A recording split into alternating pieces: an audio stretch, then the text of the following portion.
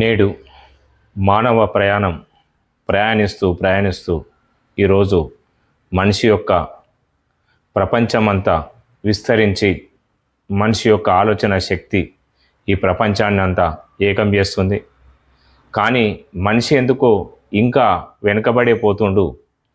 ఒకప్పుడు మనం గత కాలాన్ని తీసుకున్నట్టయితే రైతులు, కార్మికులు, చేనేత కార్మికులు ఇలా ఎన్నో రకాల ప్రజలు వారి యొక్క వయసులోకి వచ్చిన తర్వాత జీవిత అనుభవంలో ఓటమి చెంది వాళ్ళు జీవితాన్ని ముగించడం జరిగింది. అలాగా కొద్ది శాతం ఈ సమాజంలో కొన్ని క్షణికమైన ఆవేశంలో కొన్ని పనులు చేయడం జరుగుతుంది. అది మానవ మనుగడకు ఒక గొడ్డలి పెట్టు. ఏ సమస్య అయినా పరిష్కరించుకోవాల్సిందే, పరిష్కారం చేయవలసిందే. దానికి అదే పరిష్కారం కాదు.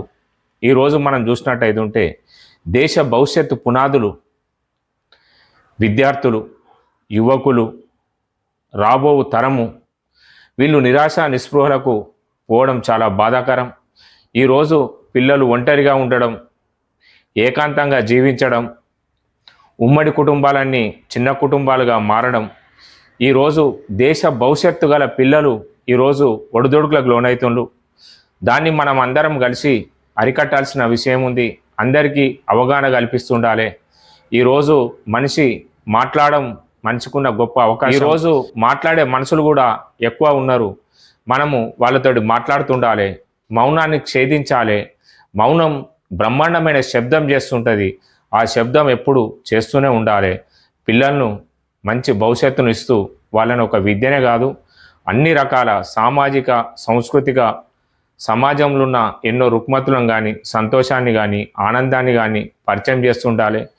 ఏది ఒక తొవ్వలో కాకుండా ఏ తొవ్వలో ప్రయాణించినా దానితో పాటు సమానమైన మార్గాలు ఇంకెన్నో ఉన్నాయని వాళ్ళకు పరిచయం చేసినప్పుడే వాళ్ళు పిల్లలు ఎదగలుగుతారు. వాళ్ళ జీవితాన్ని సుసంపన్నం చేసుకోగలుగుతారు. వాళ్ళ ప్రయాణాన్ని 100కి 100 పాళ్ళు కొనసాగిస్తారు.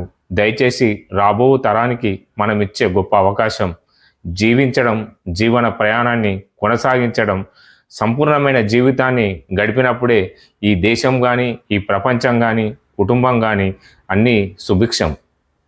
ఇట్లు మీ కామారపు శ్రీనివాస్, సిరిసిల్ల.